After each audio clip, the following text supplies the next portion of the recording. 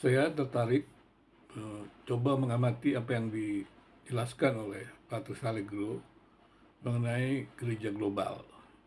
Yang saya cetuskan awalnya adalah perlu kehati-hatian hadirnya agama global, ya, yang bisa terjadi karena pluralisme yang sinkretis, yaitu percampuran agama. Tapi walaupun itu saya sudah katakan itu tidak mungkin.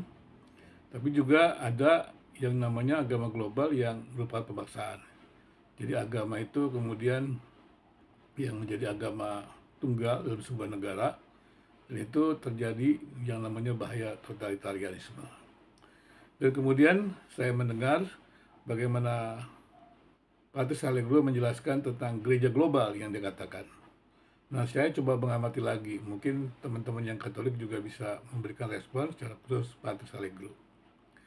Saya tertarik dengan kata-kata 100% Katolik, 100% Indonesia.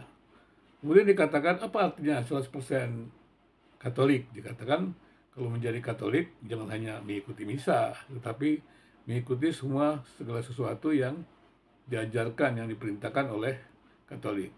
Jadi, 100% menjadi Katolik. Dikatakan demikian. Ini yang dibilang adalah 100% gereja Katolik. Ya. Kemudian yang dikatakan oleh Patrice Allegro adalah seperti saya lihat sepertinya ini, kalau saya tidak salah adalah 100% menjadi gereja Katolik atau gereja global atau menjadi Katolik begitu ya.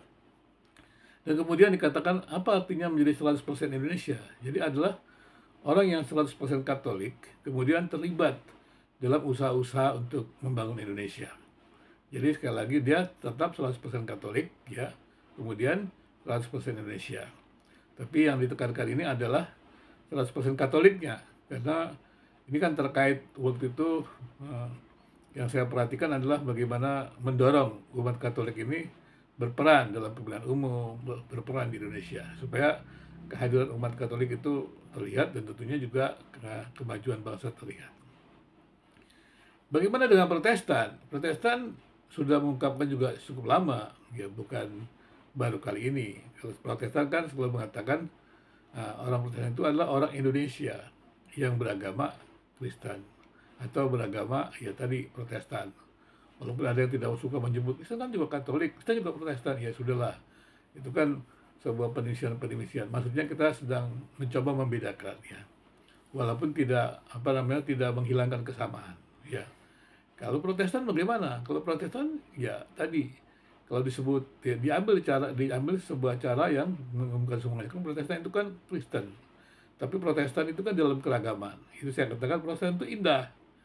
Dia Kristen di dalam keragaman. Kalau Kristen Katolik itu kan dia tadi kan yang saya katakan tadi dia tuh gereja global. Yang saya katakan perlu dijelaskan. Ini kan pernah terjadi dalam sejarah dunia, ya, sejarah dunia, yaitu bagaimana gereja menjadi agama negara dan menjadi agama dunia, agama global gitu, agama dunia. Dan ini kan ya sudah pernah dalam sejarah bagaimana kemudian terjadi revolusi Perancis, kekecewaan terhadap bagaimana ya totalitarianisme. Jadi segala sesuatunya itu gereja yang menentukan dan terjadi diskriminasi di sana. Nah kalau Protestan bagaimana? Protestan tadi saya katakan dia adalah orang Indonesia. Jadi orang Indonesia yang beragama Protestan. Nah, berarti orang Indonesia ini dia memang harus terlibat dengan kegiatan-kegiatan Protestan.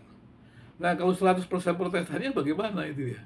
Ya, dalam keragamannya gitu. Protestan itu kan ada kesamaan dan ada perbedaan gitu ya. Jadi similarity and diversity-nya itu di Protestan sangat nyata, bukan hanya kesamaan gitu. Kalau di Katolik kesamaannya sangat nyata, diversity-nya kurang terlihat gitu. Nah, ini yang menjadi pembedanya gitu ya. Tapi saya katakan tetap ada kesamaan gitu ya. Seperti itu. Dan nanti akan ekspresinya dalam kehidupan akan banyak ya perbedaan. Jadi sekali lagi saya katakan tadi kalau Protestan itu adalah 100% Indonesia. Ya.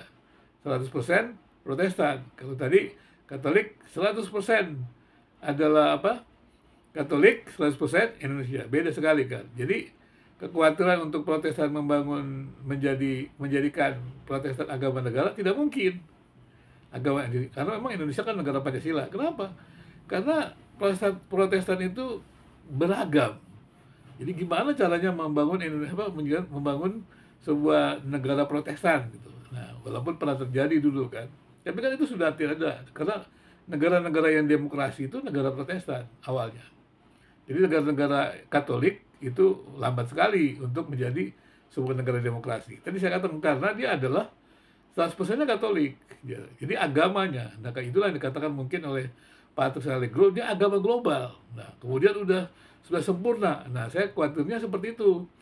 Kalau terjadi seperti itu kan bahaya diskriminasinya. Ini maaf ya, ini pengamatan ya, teman-teman Katolik jangan berpikir saya apa namanya mencurigai. Ini adalah sebuah pemikiran-pemikiran yang perlu diwaspadai. Tapi kan di Protestan bagaimana? Protestan tadi 100% Indonesia dan tidak boleh dia punya semangat untuk memprotestankan Indonesia. Karena Protestan itu sendiri kan beragam. Bagaimana mau protestankan Indonesia? Karena Protestan beragam, begitu kan?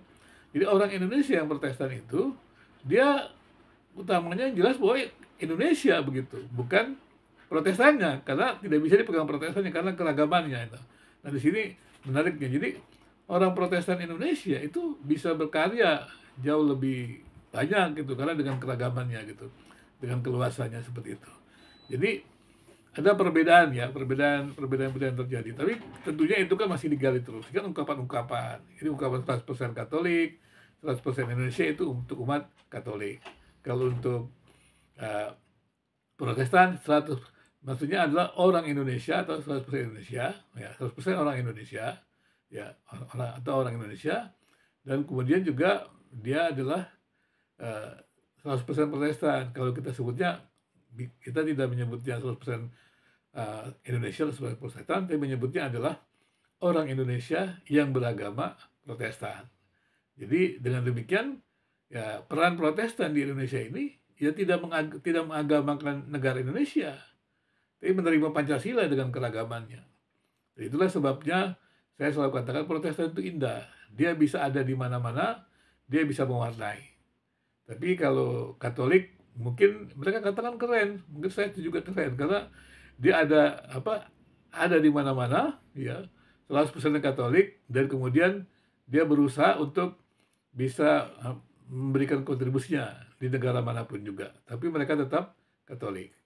Kalau Protestan sudah lihat tadi bahwa dia adalah ya orang Indonesia, ya, orang Indonesia artinya dia tidak akan mengagamakan Indonesia, tapi dia juga adalah orang yang ya, karena orang Indonesia, kita semuanya keluarga di sini dalam Pancasila, terlibat dalam pembangunan bangsa tanpa diskriminasi. Nah ini ada hal yang plus minusnya yang perlu hati-hati, karena tidak ada yang sempurna. Jadi saya katakan, tidak ada rumusan-rumusan yang sempurna. Tadi kan 100% Katolik, 100% Indonesia itu kan rumusan manusia gitu ya. Demikian juga orang Indonesia yang beragama Protestan, itu juga rumusan. Tetapi itu semuanya dicetuskan bagaimana kita ini umat beragama bisa berperan di dunia di mana Tuhan ciptakan. Jadi saya juga ingin tahu lebih dalam lagi, memang saya masih mempelajari apakah betul seperti itu. Jadi agama global atau gereja globalnya Patrice Allegro. Tapi kalau gereja globalnya Patrice Allegro demikian, ya memang akan banyak benturan. Karena dia adalah bisa cenderung istilah itu cenderung jadikan Indonesia ini ataupun negara-negara lain itu ya kemudian menjadi seragam. Ini yang saya khawatirkan begitu. Kalau sudah agama itu menjadi absolut, menjadi paling sempurna, paling benar, maka ketika dalam sebuah negara dia akan ya bukan hanya politisasi agama itu yang terjadi. Ya, politisasi agama, tapi juga mengagamai politik gitu ya. Jadi politiknya itu diagamakan gitu. Sehingga jadi agama tunggal. Jadi negara agama. Tapi kan negara agama itu kan sudah terlihat bahwa ternyata dalam sejarah negara agama itu tidak bisa. Karena tidak ada agama yang menjadi jawaban tunggal. Di Indonesia ini kan bukan negara agama. Karena tidak ada satupun agama di Indonesia, baik Katolik, Protestan, Islam, dan segala macam menjadi jawaban tunggal. Semua kita harus sama-sama membangun Indonesia. Makanya saya katakan tadi orang Indonesia yang beragama Protestan. Nah, sama-sama membangun Indonesia tanpa merasa diri yang paling baik, agama yang paling baik, apa yang sempurna. Itulah yang seringkali terjadi dalam usaha-usaha merumuskan kebijakan publik. Jadi sekali lagi saya percaya ya, tentunya romo-romo dari Katolik juga bisa menggali lebih dalam. Dan ini kan nggak gampang. bagaimana, kebijakan-kebijakan yang dari pusat, dogmanya itu turun kepada dari apa, dari paus, uskup, dan kemudian ke Roma itu nggak gampang juga, karena itu kan panjang. Nah, tapi perbedaannya dari Protestan karena dia itu adalah, apa namanya, kalau kita bilang seperti sinodal ya, jadi antara bedanya, apa, antara pejabat gereja dengan awam itu, dia tuh satu gitu. Jadi bisa duduk berdampingan bersama. Di Protestan itu indahnya di situ. Jadi pimpinan gerejanya dengan majelisnya itu mereka ya bisa bersama gitu, tidak ada yang lebih hebat. Karena itu kontekstualisasinya Protestan sangat luar biasa. Sangat luar biasa, walaupun tadi ada kecenderungan-kecenderungan kecilnya. Misalnya adalah yang kemudian yang bisa lebih mudah mendirikan gereja, apalagi kalau yang mendirikan gereja itu adalah orang yang berpengaruh, segala macam itu bisa. Tapi kan dia tidak bisa memaksakan yang lain. Nah, itu juga ada kecenderungan, yaitu dia akan bisa menyeragamkan. Tapi itu di Protestan itu menjadi warna-warna gitu. Dan saya pikir ini salah satu keindahan Protestan. Nah, kalau dikatakan kalau uh, Katolik keren, ya boleh, memang karena dia lebih mendekatkan kepada keseragaman gitu. Tapi mesti hati-hati dua-duanya. Kalau dituduh Protestan itu berbahaya, perpecahan terlalu banyak, juga di Katolik harus hati-hati. Keseragaman itu juga menghilangkan kebebasan, ya. Keseragaman itu juga ya menghilangkan keindahan-keindahan yang ada, begitu. Jadi peran awam itu menjadi lebih kecil, apalagi dalam sekarang ini kan dalam dunia bukan lagi ya, apa, interdisiplin, ya, tapi adalah transdisiplin. Kalau multidisiplin kan berarti bidang-bidang kajian agama apa mencoba memberikan solusi. Tapi interdisiplin jadi gabungan antara agama apa yang lain dan bidang-bidang kajian lain memberikan jawab terhadap persoalan. Tapi kalau transdisiplin, nah itu lebih maju lagi. Semua orang sudah harus terlibat dalam banyak disiplin-disiplin itu untuk memberikan solusi-solusi yang mutakhir gitu. Jadi sekali lagi, mari kita sama-sama berusaha mengenali agama kita dengan baik, kepercayaan dengan baik. Yang Katolik silakan belajar Katolik dengan baik, yang Protestan juga silakan belajar Protestan dengan baik dengan keragamannya. Ya, yang Protestan ya saya ingatkan jangan merasa paling benar juga gitu ya. Sudah banyak beragam, merasa paling benar ya berarti konflik di dalamnya. Tapi kalau bisa menerima keberadaan akan menjadi indah. Karena itu saya katakan Protestan itu indah.